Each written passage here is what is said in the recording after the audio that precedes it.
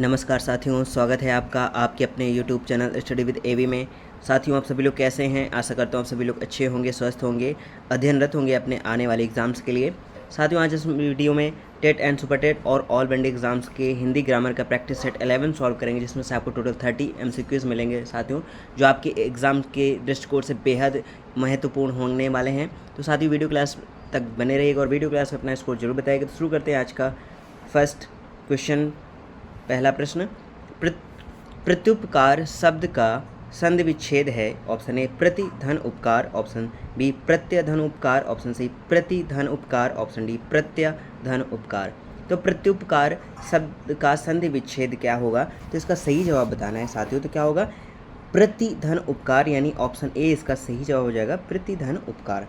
यहाँ पे कौन सी संधि है, अगर ये भी अगर आपसे पूछा जाए तो इसका भी आंसर आपको देना है। बाई चांस आपसे पूछ भी सकता है कि प्रत्युपकार में किस प्रकार की संधि है, तो इसमें यण संधि है। कौन सी संधि है साथियों? प्रतिधन उपकार जब करते हैं यानी ई और उ मिलके क्या हो जाता है? या हो जाता है, यहाँ पे यण संधि हो जाती है। क्या हो जाती है? यण संधि। तो याद रखिएगा। नेक्स्ट प्रश्न, प्रश्न नंबर 2, चतुरानन में कौन सा समास है? ऑप्शन ए द्विगु, ऑप्शन बी कर्मधारय, ऑप्शन सी बहुब्रीहि, ऑप्शन डी तत्पुरुष। तो चतुरानन में कौन सा समास है? तो इसका सही जवाब आपको बताना है। तो चतुरानन में साथियों देखिए संख्या का बोध हो रहा है, और जहाँ पे संख्या का बोध हो वहाँ पे हमेशा आप आंख बंद करके आप कर सकते हैं, वहाँ पे द्विगु समास होता है। ऑप्शन ए इसका सही जवाब हो जाएगा। चतुरानन मतलब चार धन आनन यानी मुख, जिसके चार हैं मुख, ठीक है। संख्या धन संज्ञा, जब इस तरह से हो तो हमेशा याद रखिएगा वहाँ पे द्विगु समास होता है। ऑप्शन ए इसका सही जवाब हो जाएगा। बढ़ते हैं अगले प्रश्न पर। प्रश्न नंबर 3, अनुशासन में उपसर्ग है। ऑप्शन ए अनु, ऑप्शन बी अनुस, ऑप्शन सी अन, ऑप्शन डी शासन। तो अनुशासन में उपसर्ग है, आपको बताना है साथियों। उपसर्ग तो उपसर्ग वे शब्द या वे अक्षर होते हैं जो किसी शब्द या अक्षर के पहले लगने से उसका अर्थ परिवर्तन कर देते हैं, वो उपसर्ग कहलाते हैं। तो अनुशासन, शासन में अनु प्रत्यय जुड़ गया है, शासन में अनु जुड़ गया यानी अनुधन शासन हो गया है, तो उपसर्ग यहाँ पे क्या हो जाएगा? अनु। ऑप्शन ए इसका सही जवाब हो जाएगा। पहला ऑप्शन क्या हो जाएगा? इसका सही जवाब हो जाएगा। बढ़ते हैं अगले प्रश्न पर। प्रश्न नंबर 4, अधर्म का विलोम है। ऑप्शन ए धर्म, ऑप्शन बी सदाचार, ऑप्शन सी नीति, ऑप्शन डी सत्य। तो अधर्म का विलोम है, इसका उल्टा बताना है साथियों, अधर्म का अपोजिट बताना है आपको। तो अधर्म का धर्म क्या होगा? इसका विपरीत होगा। तो इसका ऑप्शन ए इसका राइट आंसर हो जाएगा। अधर्म आधन धर्म यानी कि अधर्म, ठीक है। और इसका विलोम क्या होगा? धर्म। बढ़ते हैं अगले प्रश्न पर। प्रश्न नंबर 5, कर्ण का तद्भव शब्द है। ऑप्शन ए कान, ऑप्शन बी काना, ऑप्शन सी कर्णा, ऑप्शन डी कर्ण। तो कर्ण का तद्भव शब्द आपसे पूछा है, तो तद्भव शब्द क्या होगा साथियों? यहाँ पे कर्ण का तद्भव क्या होगा? कान। कान का तत्सम पूछे तो कर्ण, और अगर कर्ण का तद्भव आपसे पूछे तो क्या हो जाएगा? कान। याद रखिएगा, ध्वनि परिवर्तन हो जाता है ड़ा और ना, ठीक है, ऋणा, ठीक है। याद रखिएगा, कर्ण का तद्भव होगा आपका कान, तो इसका सही जवाब हो जाएगा आपका ऑप्शन ए, राइट आंसर हो जाएगा कान। नेक्स्ट प्रश्न, प्रश्न नंबर 6, वाचाल का अर्थ है। ऑप्शन ए कम बोलने वाला, ऑप्शन बी अधिक बोलने वाला, ऑप्शन सी तेज बोलने वाला, ऑप्शन डी धीरे बोलने वाला। तो वाचाल का अर्थ क्या है साथियों? जो अधिक बोलता है उसे कहते हैं वाचाल, ठीक है, यानी वाणी से आल यानी बोलने वाला, ठीक है। वाचाल का अर्थ है अधिक बोलने वाला। तो ये रहे साथियों आपके 6 क्वेश्चंस, तो 30 क्वेश्चंस हैं आपके टोटल। वीडियो क्लास में अपना स्कोर जरूर बताइएगा। क्लास आपको कैसी लग रही है जरूर बताइएगा, अच्छी बुरी जैसी भी लग रही हो।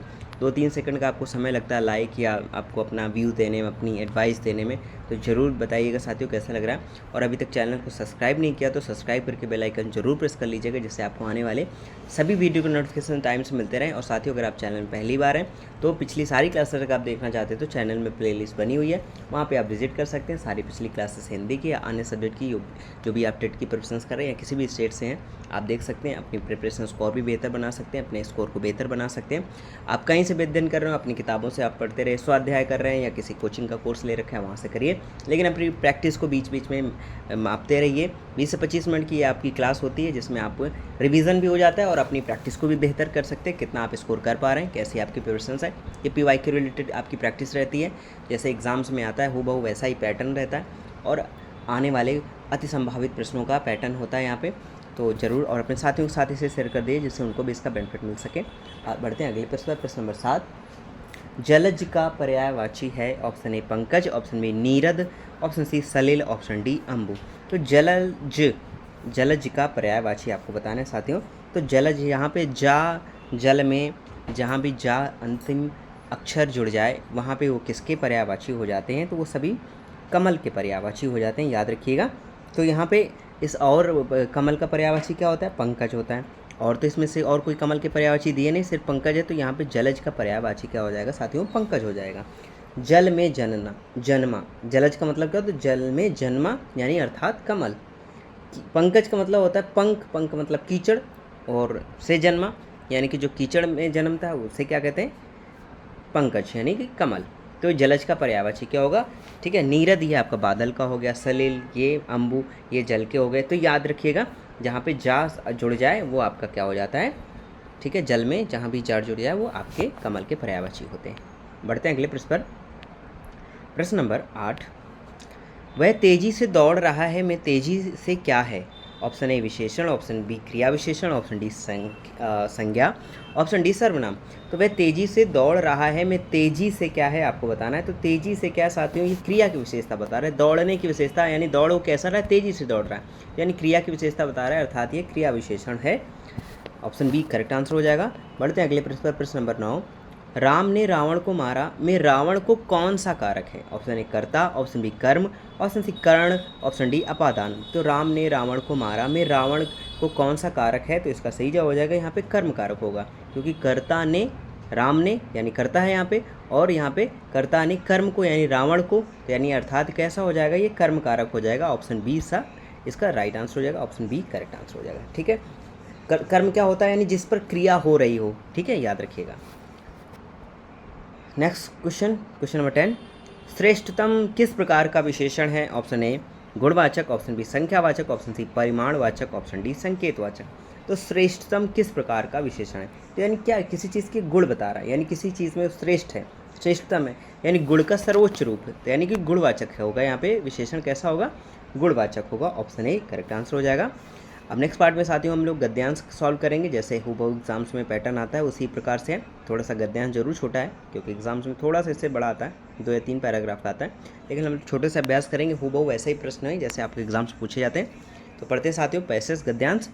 मनुष्य के जीवन में समय का अत्यंत महत्व है। जो व्यक्ति समय का सदुपयोग करता है वही जीवन में सफलता प्राप्त करता है। समय की बर्बादी व्यक्ति को आलसी और असफल बना देती है, इसलिए प्रत्येक व्यक्ति को चाहिए कि वह समय का उचित प्रबंधन करे और अपने कार्यों को समय से पूरा करे। तो ये साथियों आप लोगों के लिए भी है, मैंने छोटा सा आपके लिए लिखा भी है कि आप अगर कम अभी आप फोकस्ड हों अपने प्रिपरेशंस के लिए, तो फोकस्ड हो जाइए साथियों। ये मत इंतजार करिए कि जुलाई जून में प्रिपरेशंस कर लेंगे, जो छुट्टियाँ होंगी गर्मियों की मई जून में प्रिपरेशंस कर लेंगे। तो साथियों समय हमेशा आपके अकॉर्डिंग नहीं चलता, वो अपने हिसाब से चलता है, इसलिए आप तो आपने आपको उसी प्रकार से ढाल के रखिए, मैनेज करते चलिए, थोड़ा थोड़ा अभ्यास करते रहिए, जिससे आपको एकदम से तैयारी करने में दिक्कत असुविधा ना हो।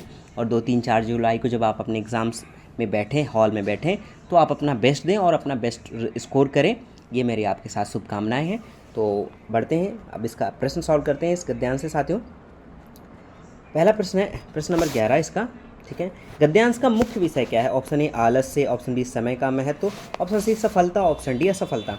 तो गद्यांश का साथियों मुख्य विषय क्या है? जैसे कि मैंने आपको बताया कि मैनेजमेंट ऑफ टाइम। ओके, समय का महत्व है, तो ऑप्शन बी इसका सही जवाब हो जाएगा। प्रश्न नंबर 12, सफलता किसे मिलती है? ऑप्शन ए जो मेहनत नहीं करता, ऑप्शन बी जो समय का सदुपयोग करता है, ऑप्शन सी जो आराम करता है, ऑप्शन डी जो देर से काम करता है। तो सफलता किसे मिलती है साथियों? जो समय का सदुपयोग करता है, टाइम को मैनेजमेंट करता है। ऑप्शन बी इसका सही जवाब हो जाएगा। बढ़ते हैं अगले प्रश्न पर। प्रश्न नंबर 13, समय की बर्बादी से क्या होता है? ऑप्शन ए सफलता प्राप्त होती है, ऑप्शन बी प्रसिद्धि मिलती है, ऑप्शन सी आलस्य और असफलता मिलती है, ऑप्शन डी ज्ञान बढ़ता है। तो समय की बर्बादी से क्या होता है साथियों? तो आलस्य और असफलता मिलती है। नेक्स्ट क्वेश्चन 14, गद्यांश के अनुसार क्या करना चाहिए? ऑप्शन ए समय नष्ट करना चाहिए, ऑप्शन बी आराम करना चाहिए, ऑप्शन सी समय का सही उपयोग करना चाहिए, ऑप्शन डी दूसरों पर निर्भर रहना चाहिए। तो गद्यांश के अनुसार क्या करना चाहिए? तो साथियों आपको बताना है क्या करना चाहिए। तो समय का सही उपयोग करना चाहिए। गद्यांश के अनुसार क्या कह रहा है? समय का सही उपयोग करें। बढ़ते हैं अगले प्रश्न पर। प्रश्न नंबर 15, और ये गद्यांश का अंतिम प्रश्न है। सदुपयोग का अर्थ है ऑप्शन ए गलत उपयोग, ऑप्शन बी सही उपयोग, ऑप्शन सी अधिक उपयोग, ऑप्शन डी कम उपयोग। तो सदुपयोग का अर्थ क्या है, यानी कि सही उपयोग। सदुपयोग का मतलब होता है सही उसका उपयोग करना, तो ऑप्शन बी इसका सही। सद मतलब अच्छा, ठीक है, उपयोग मतलब इस्तेमाल करना, तो जिसका अच्छा इस्तेमाल करें, सही उपयोग करें, वही है सदुपयोग।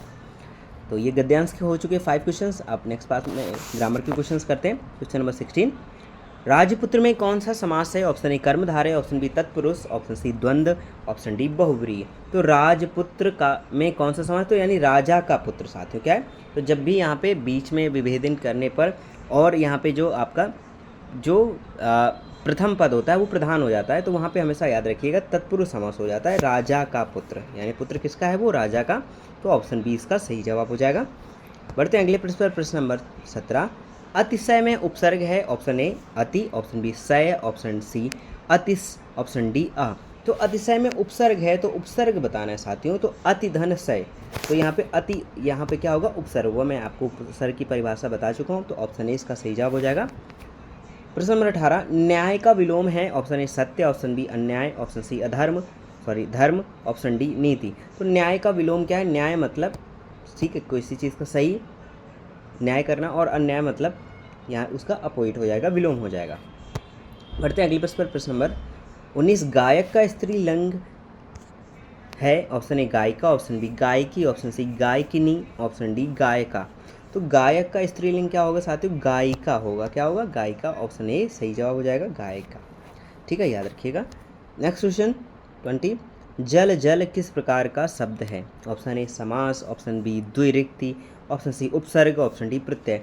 तो जल जल किस प्रकार का शब्द है? तो जहाँ पर साथियों क्या होने लगे, यहाँ पे क्या जब रिपीटेशन होने लगे, पुनरावृत्ति होने लगी, तो वहाँ पे हमेशा याद रखिएगा द्विरिक्ति, और वो भी सेम जब भी शब्दों का पुनरावृत्ति होती है तो वहाँ पे द्विरिक्ति होती है। तो ऑप्शन बी इसका सही जवाब हो जाएगा। बढ़ते हैं अगले प्रश्न पर। प्रश्न नंबर, यहाँ पे पद्यांश होगा साथियों आपके लिए 21 से लेकर 25 तक के क्वेश्चन जो होंगे आपको पद्यांश से रिलेटेड होंगे। यहाँ पे आपके लिए छोटा सा पद्यांश है, उससे हम लोग यहाँ पे सॉल्व करेंगे इसके 5 क्वेश्चंस। करत करत अभ्यास के जड़मत होत सुजान, रसरी आवत जात ते सिल पर परत निशान। तो पढ़ते हैं साथियों। तो इसका प्रश्न नंबर 21 है, पद्यांश का मुख्य भाव क्या है? ऑप्शन ए भाग्य, ऑप्शन बी अभ्यास का महत्व, ऑप्शन सी धन का महत्व, ऑप्शन डी आलस्य। पद्यांश का मुख्य भाव क्या है साथियों? अभ्यास का महत्व। तो क्या बता रहा है? अभ्यास के महत्व को बता रहा है। जितना आप ज़्यादा अभ्यास करेंगे उतना ही आप क्या हो जाएंगे, शार्प माइंड होंगे, आपकी बुद्धि तीव्र होगी। तो इसका सही जवाब हो जाएगा ऑप्शन बी। बढ़ते हैं अगले प्रश्न पर। प्रश्न नंबर 22, जड़मति का अर्थ है। ऑप्शन ए बुद्धिमान, ऑप्शन बी मूर्ख, ऑप्शन सी ज्ञानी, ऑप्शन डी धनी। तो जड़मति का अर्थ क्या है साथियों? तो जड़मति मतलब होता है जो अज्ञानी हो, मूर्ख हो। ऑप्शन बी करेक्ट आंसर हो जाएगा। बढ़ते हैं अगले प्रश्न पर। प्रश्न नंबर 23, यह पद किसका है? Option A Kabir, option B Rahim, option C Tulsi, option D Bihari.